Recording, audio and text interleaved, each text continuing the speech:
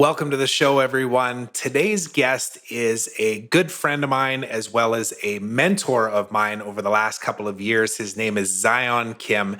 And Zion and I actually met through a program where he was my coach.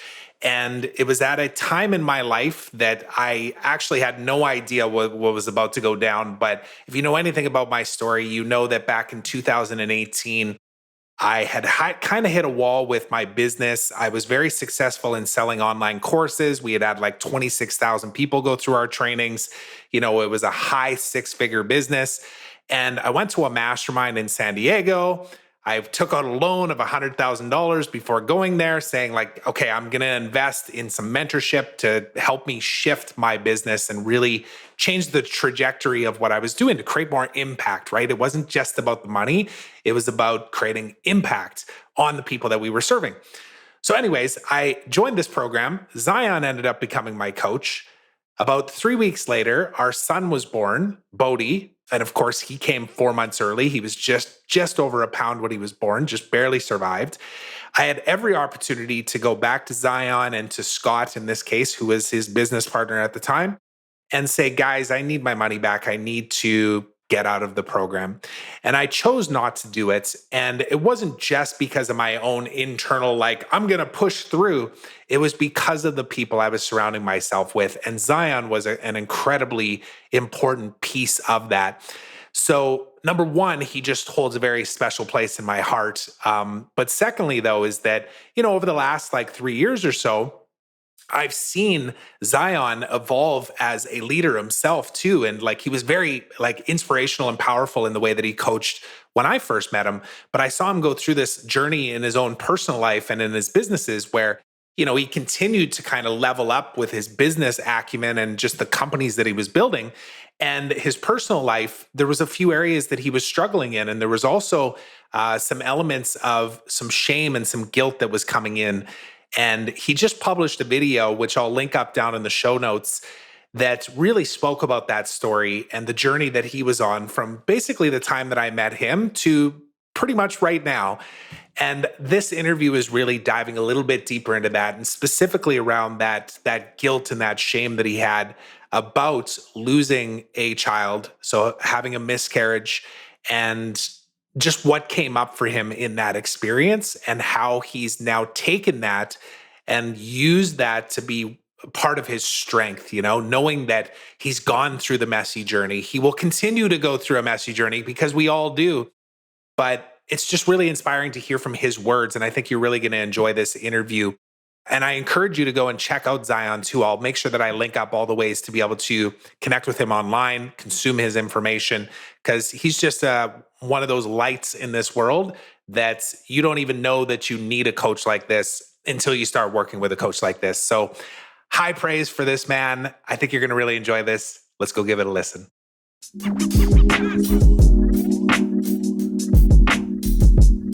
Mr. Zion Kim, how are you, my friend? It's so great to reconnect with you here. I am so good, brother. So good to be on with you. Yeah, it's been a while. I was trying to think when we had our last conversation, and it was at least 6 months ago. It might have even been right around the start of the whole lockdown and everything when we all kind of hunkered down in our houses. Hey, was it probably a year ago, I would say? Yeah, just about. Yeah. And obviously the world has changed, but of course we as people have changed quite a bit. And, leading into this part of the interview, I would have done a bit of an introduction just as far as our background together. But, you and I met in, I guess it was 2018, right? When we met, like February, March 2018. And at that time, I had no idea what was about to go down in my life, but you know the story. We started working together. We didn't know each other, obviously, previous to that. I knew Scott Oldford, but, right when we first started working together, my son was born, Bodhi, and he was 4 months early, and I just invested and started working with you guys. And to say it was probably the most tumultuous, is that the right word? Moments in my life.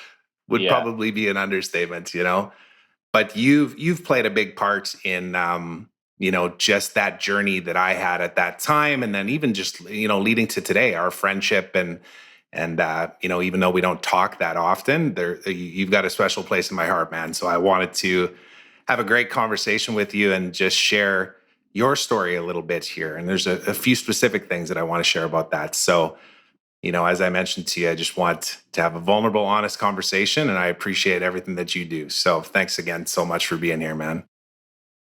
Yeah, man, I really appreciate you.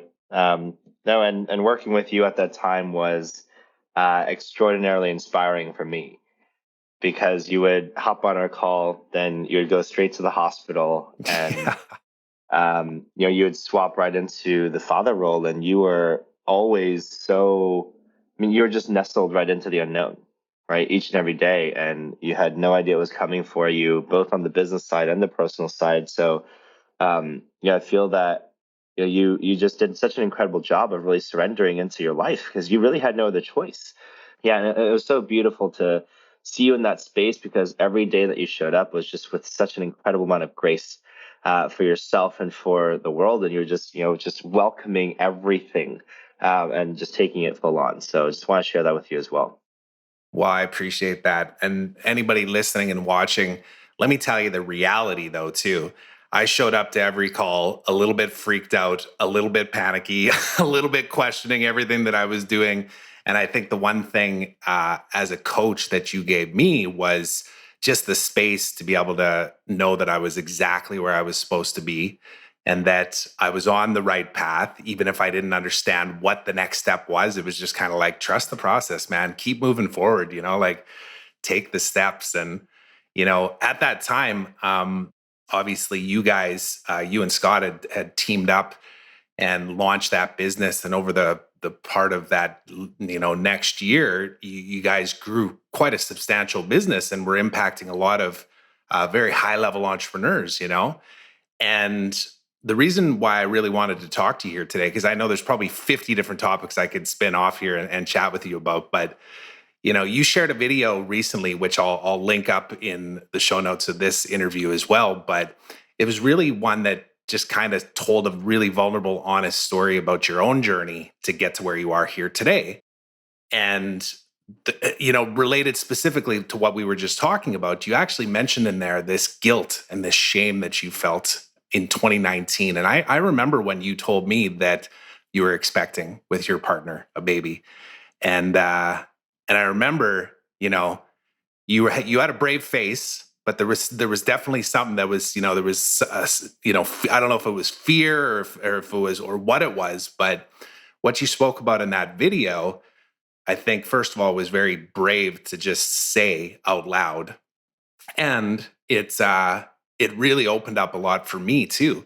And I'll share a little bit about that, but I wanted to hear from your words just to let everybody know, like, what was going on for you at that time, and what was that feeling that you had around that shame and that guilt ultimately? You want to share that? Yeah. So it was actually on a number of fronts, right? Because the day, you know, the day I found out that I essentially had to let go of 35 people from the team was the same day that I found out that we're going to have a baby, right? And when I think back to my consciousness of my being at the time, it was very much in victimhood, right? There was this like aspect of me saying, there's this first layer of shame of, okay, well, as a business owner who advises other business owners, and that has essentially been my bread and butter, right? That's very much what I'm known for. Is very much why I'm sought after in the industry, and I still am today, right? And of course, I'm way better today than I was then. But it was like the narrative going through my head was, how could I possibly continue to be the person that serves in the advisor capacity when my business fell apart, right? And how could anybody now receive from me when I essentially lost my confidence to be able to show up for others, right? And so that was the first dynamic at play, and then the second dynamic was, much like you, right, where it's like, okay, so I have a business that's falling apart. I literally, somewhere in the back of my mind is just how am I going to make this all work? And, and this is just this aspect of losing a sense of identity. While I am, trying to be the strong one for my fiance, Bella at the time, and putting on that face of, okay, no, this is perfect. This is what it's supposed to be. Yet in the background, it's like the only thing that's going through my mind is, really? Like right now, Yeah. of all times, right? Yeah. And, and it's just asking the question to the universe of, okay, why now? And if now, then okay, then everything is perfect and it doesn't make it any less difficult or hard. And I just remember, that the second layer of shame really just layering in of, like, I'm not ready for this baby. Like, I do not want this baby. And there's a part of me that couldn't even bring myself to really sit in that thought inside of my actual consciousness in my mind, right? Because I didn't want to let that be my reality, yet I knew that was what I felt, even if I didn't want to acknowledge it. That was the part that landed for me, man, that more than anything. When I heard you talk about that in the first 4 minutes of that video, when we first started working together, I actually was also heading down this path of working with Dr. Nima, who you know as well, right? Nima Ramani. And my wife and I Amazing. both went to, yeah, Nima. I'm having dinner with him tonight, actually. I haven't seen him in Amazing. quite a while. Yeah, yeah. But my wife and I went to a weekend workshop that he puts together called the Overview Experience, and it's really about just looking deep at the truth around why we believe the stories that we do, and being able to reframe and see things in a different lights, and really addressing that shame that we maybe don't even talk about publicly. And I've never said this out loud before, and I wanted to say it on here, but dude, I felt exactly the same as you prior to Bodhi being born. My wife, Sharmila, and I had lost two kids before at preterm birth, both pretty far along, like 19 weeks and 22 weeks, I guess, almost the same time as when Bodhi was born. And I remember at that time that it was just, it was devastating and it was very heartbreaking, but I had a massive amount of relief when it happened. And that was a really hard thing to admit. And it didn't come out until that weekend at Nima's workshop. And in fact, my wife led with that discussion too, because she essentially expressed a very similar thing just in her own way. But yeah, that's where it just landed. And I realized, like, oh, I'm not alone. I'm not the only person that feels this way. So I just wanted to acknowledge you for that, because you've created the space now for me to say that out loud publicly too. And and to know that you're not alone either. And hopefully there's Yeah, some thank you. comfort in that as well. Yeah, and I think it's so important that um, at the end of the day, we get to still remain in our humanity, right? We're still people. Our friend Allison Bird, if you remember her, she was with me on my birthday in Cabo over the weekend, and she said this one thing, which is, like, we get to just be in the dirtiness of our humanity. And that just really landed for me, right? Because it's just, wow, like, what can we just allow ourselves to remind ourselves that we are vulnerable? Like, at our core, like, we have emotion, we have feelings, we are human, right? And especially as entrepreneurs, I think there's just this identity of being a superhero. Like, we're unfazed by all these things that happen, and and it's the romanticism of the rise from the ashes, right? But no one talks about, like, just how shitty, right? Like, just how absolutely, yeah, gut wrenching and heartbreaking the actual messiness truly is. Yeah, absolutely. I was actually, there's never an accident with any of this stuff. It's like things come into my world always on purpose, you know. But I saw a podcast, listened to a podcast yesterday with Aubrey Marcus, and I can't remember the guy's name that he had on there, but they were talking about self judgment, right? And how it's, you know, even for the most on surface successful people you've ever seen that have done the work, even too, that there's still that element of like judging yourself, even when you know, like consciously, you know that, like, no, that like you shouldn't judge yourself, like you're doing the best that you can. But just the idea that you judge yourself for that, it's like this never ending fractal loop of like craziness that you just never get away from until, and this guy expressed it like this. He said it's two words. He said every time you have that moment, you just say, so what?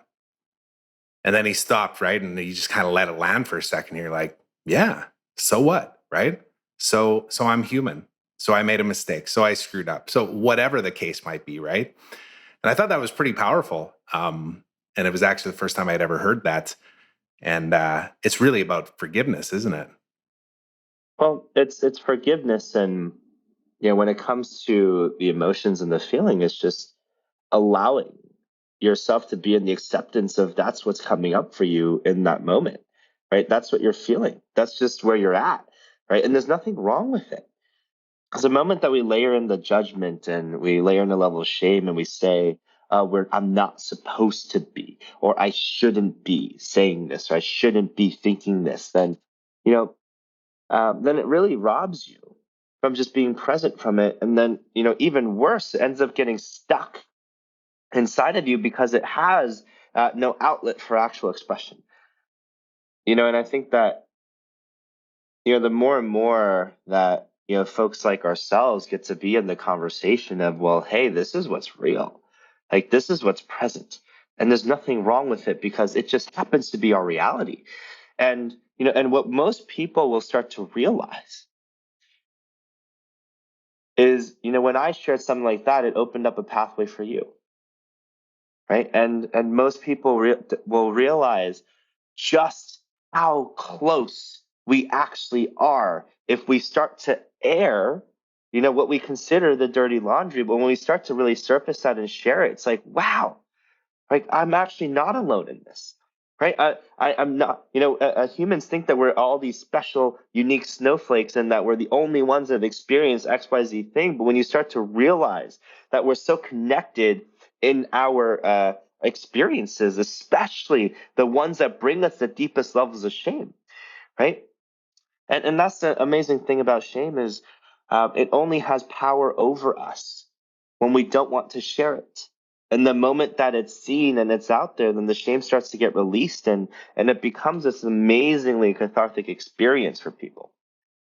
You know, about 5 years before I met you, I went through a program that I was enrolled in by Lewis Howes, actually, and it was like 2015, I guess. And without giving away the entire experience, because I believe everybody should go through something like that on their own. But one of the biggest takeaways that I had was just the strength that there was in vulnerability, as well as, especially as somebody like me. Like I'm 6'3", 220 pounds. I grew up playing hockey. I was in 100 fist fights before I was the age of 20, kind of thing. Like I was just taught to be tough. You know what I mean? Yeah. And when you had conflict, Be you a resolved man. it with, yeah, be a man. Exactly. Yeah. And, you know, the whole idea of vulnerability being strength was completely foreign to me, you know, and it Yeah. wasn't until I met guys like Scott and yourself that I started to really embrace that, right? Like intellectually 5 years ago, I got it. And I was like, okay, I can see, you know, like I danced around in my tutu with a whole bunch of other big dudes and stuff. And we experienced that whole concept and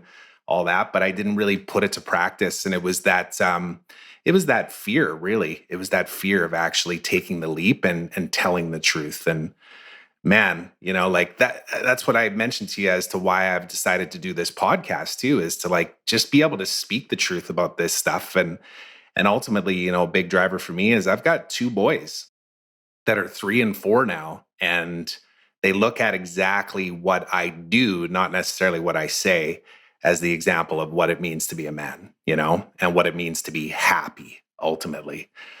And that's the most important thing in my life right now is just being able to do that and have conversations like this, to be honest. And because I know that, I've known your power and what you bring to the table as a coach from personal experience. And I think over the last 4 or 5 years, I've seen you really step into that too, and now put a few of these things out publicly, right? Because you didn't really focus a whole bunch on like your personal brand and wanting to like really put yourself out there, did you? You kind of stayed back with that. And what was the thing that changed for you to want to actually make that leap? It's to start this conversation, right? It's knowing that, you know, like I just turned 30, right? But most people never guess that because like I have lived many, many, many lifetimes. And, my belief is that in life, there's no issues as much as it's just the opportunities to learn different lessons.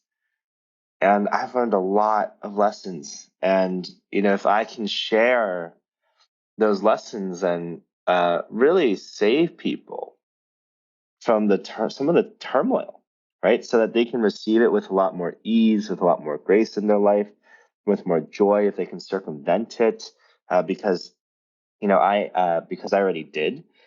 Then it creates the capacity for humanity to really evolve and move forward in a whole different way, right? And I believe that because this is my ethos for life, right? Of hey, if we just all had a better starting point, if we just were all able to leap through these things faster, then we would be able to accelerate the growth of consciousness on the planet even faster.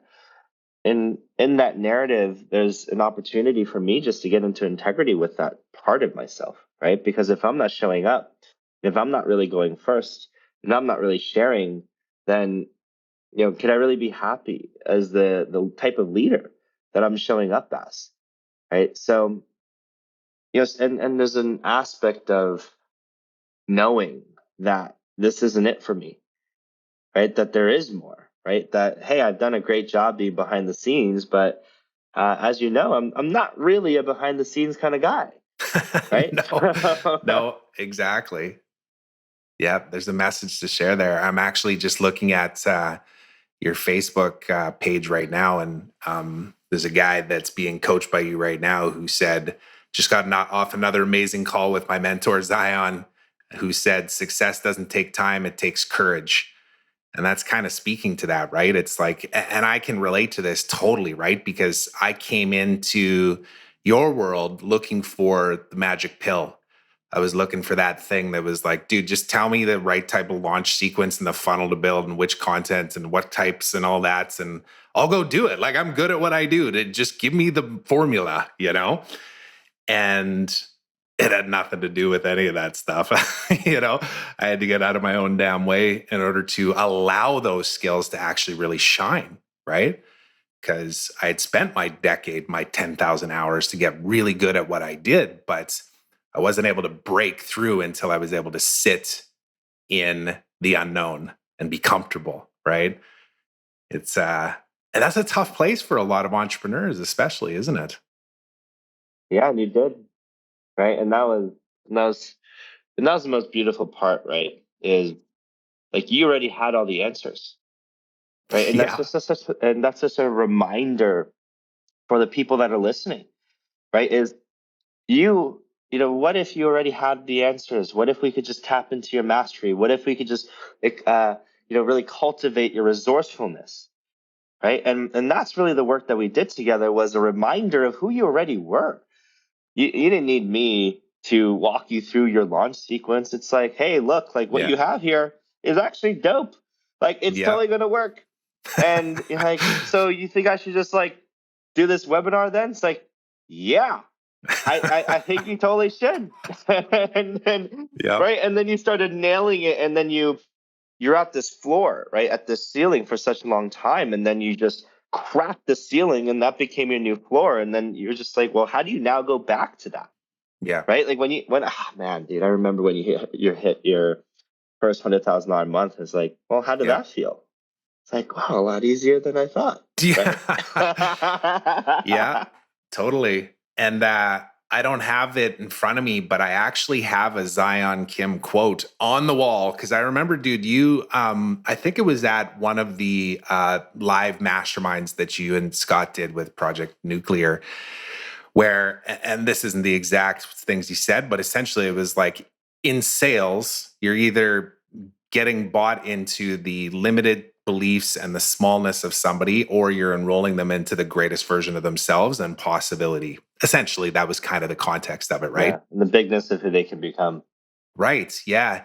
And I was actually trying to go back and find that video, and then I just ended up writing something out. I created like a little wall plaque basically that said that. I don't think I've ever told you that before, but if I could No, say I there did. I was, remember. Yeah, I remember that. yeah, if there was one thing that really shifted things for me when it came to sales, it was that.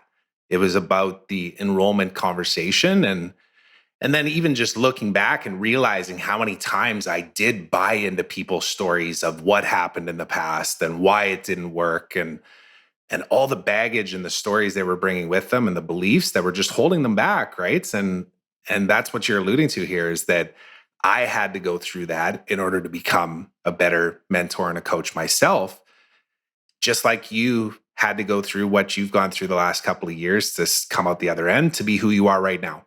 And knowing that it's not over. It's not over, is it? There's more to come. And we don't even know I what it actually do looks have like. that quote, by the way, Do you? if you want me to read it. Yeah. Yeah, please do. So you either sold someone on the vision of what they do and the bigness of who they can become, or they've sold you on their limitations, their fears, their excuses, and their smallness. And this is the part that I always add, which is the coaching conversation begins on the sales call. And if you can't get the client past it, then you don't deserve to coach them. Mm, yeah. Mic drop. It's powerful though. It's so true. Like the more I've learned as I've, started businesses, evolved businesses, sold businesses, that sales conversation is just step one. But what happens there sets the tone for everything else. 3 months later, six, when that thing happens in 9 months, that's guaranteed to happen. But if you try and sell, if you try and explain that at the start of a sales process, a lot of times you kill opportunities because you start putting into the space all of the potential negative pitfalls that can happen. Even though I know it's coming, um, just having that connection at the start and understanding that, like, hey, this is a journey, and trust the process. Know that I'm here beside you as you're going down it. I can't do it for you though, because it's your journey. You got to dive into the unknown and figure this stuff out. And then the other quote, I wrote this one down too because I heard you say it in your video, but you said there's no such thing as business problems. There's only personal problems that show up as business problems, right? And I know it was unquoted. I don't know exactly who said that, but it's so true, isn't it? It's kind of the grounding piece of everything that you do right now and what I am modeling after as well. Yeah, beautiful. I want to do a little bit of a lightning round with you here to wrap up this call. I Let's call do it the it. power.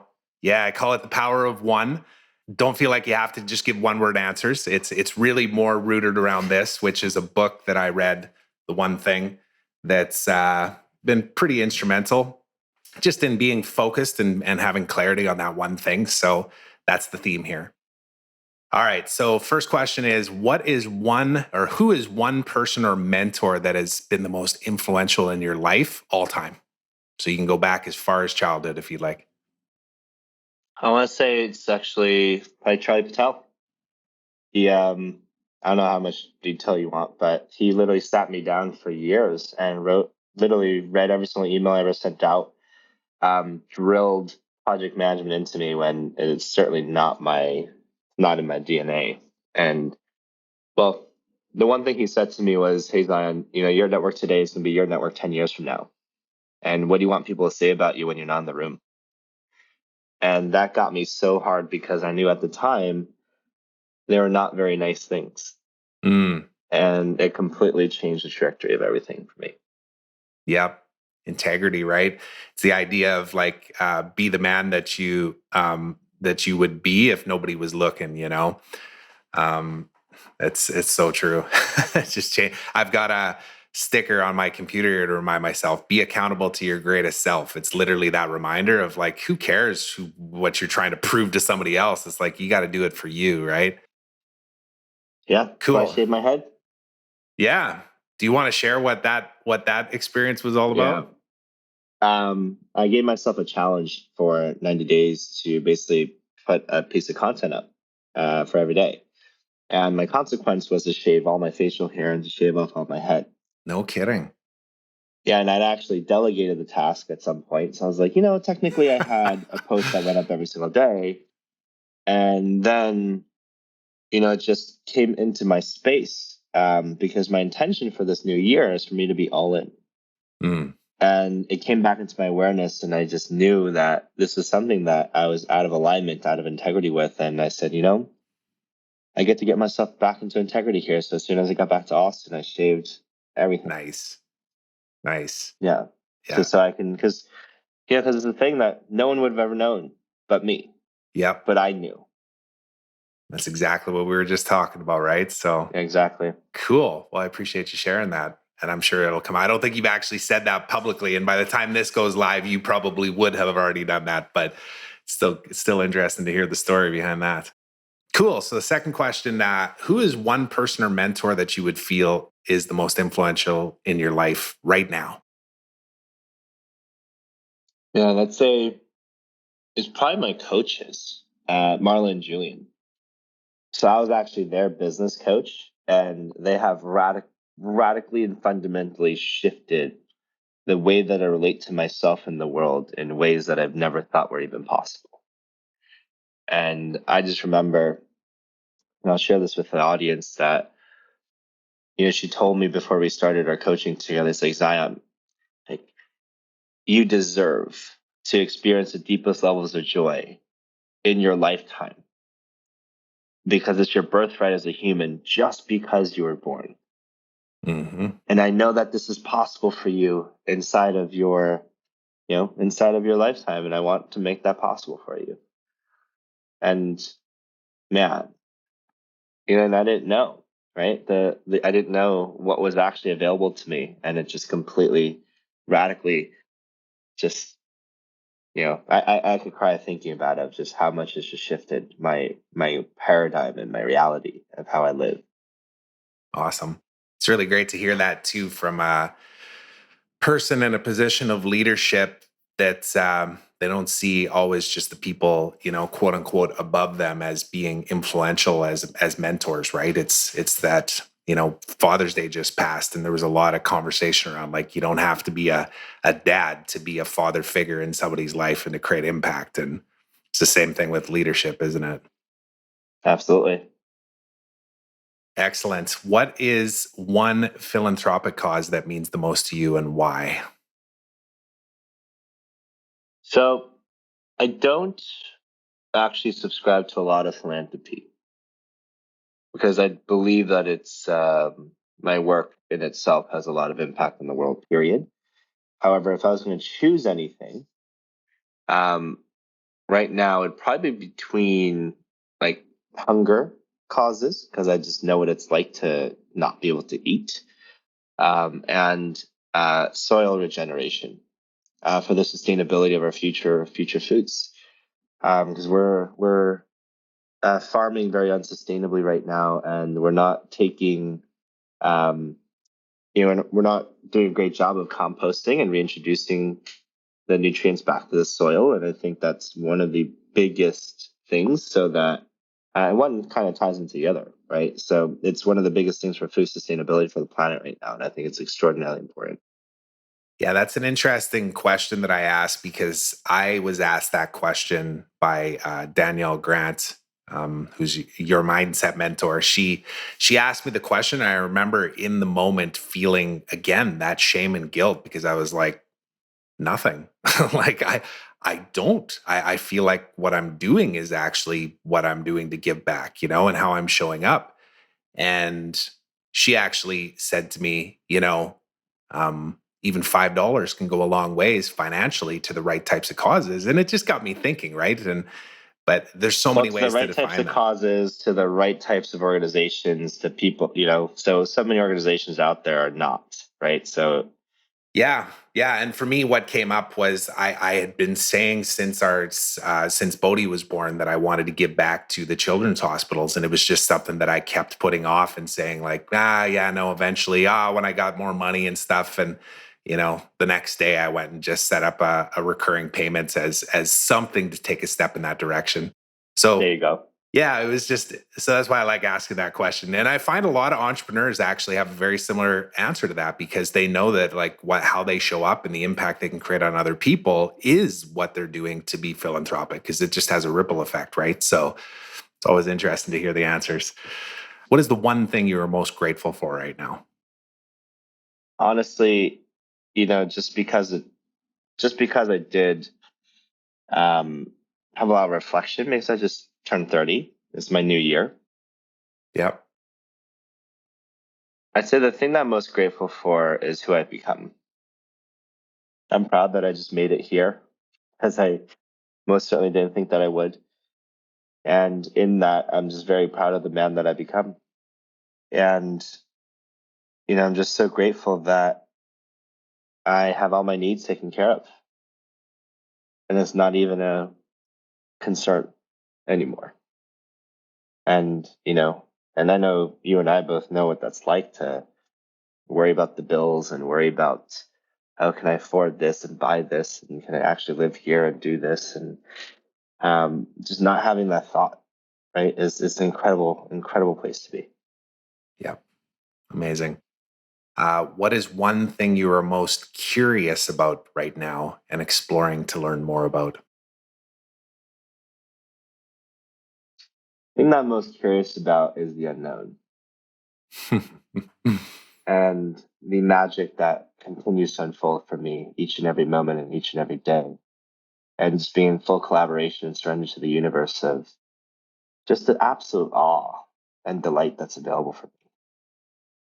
And every single time that I lean into that, I just see, just how much I get to live in just the delight, just the sheer delight of the expansiveness that's available and just the joy. Last question, my friend. What is the one thing that scares you right now that you know you need to face with bravery? Ah. Can I say two things? I have two things that are Yeah, really like top. please. Okay, so they're quick. So one thing is I really desire partnership in my life. Mm. And the pursuit of a partner scares the crap out of me of just not being accepted and that whole thing. And, and I've actually shared this with her because I actually have someone that I've been in the pursuit of. And so that's one.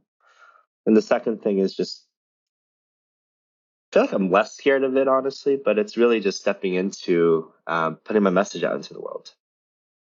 Well, I appreciate that. And I just want to acknowledge you, man, for coming here to have this chat with me because this is a part of what we both just said, right? It's just having these conversations that start to put it out into the space. And those last three questions, be grateful, be curious, and be brave, is a theme that I'm going with this show because I realize that it brings up things for people, grounds them in gratefulness first, gets them thinking about, what is the thing that I don't know enough about yet that I need to dive a little deeper. And then, my hope is that I create a safe enough space for people to tell the truth and say, here's what scares the shit out of me too. And what I know I need to go in and just in the same context of you sharing the video that you did and knowing that the ripple effect of that is it just opens the space for other people to do the same like it did for me, like so I just appreciate that. I appreciate you, man. I'm excited to continue down this journey and to see how our relationship evolves and the impact that we can Sure. both create. Yeah. Yeah. So yeah, how can people find out more about you? How can people connect with you? How can people consume this daily content that you're going to commit to? Or is that part of the plan here now? Or was it more, I didn't do it before? Or what is the commitment going forward here? Yeah, honestly, the easiest way to find out what I'm up to is just find me on Facebook, Zion Kim. That's where a lot of what I shared today is very much how I show up there and just kind of share the rawness, the realness of what's transpiring in my world. the lessons that I'm learning, how it's impacting me, and just how I'm processing it and how I'm navigating through that life. So in my life rather. So yeah, I'd say just find me on Facebook. It's going to be the easiest way for sure. Okay, perfect. I will be sure to link that up. Thanks again, brother. I really appreciate this, and let's do it again. Appreciate We'll you. we'll Yeah, do a this is so much recap fun. here in a few months and see what's changed. Yeah, beautiful. Thanks so much for listening to this episode of the Trevor Turnbull Show. I hope you enjoyed it. And if you did, please consider subscribing on my YouTube channel and on your favorite podcast platform, and leave me a review. I'd love to hear from you. Now, until next time, remember, today is a beautiful day of opportunity. Trust that you're exactly where you're supposed to be right now. So be grateful, be curious, and be brave.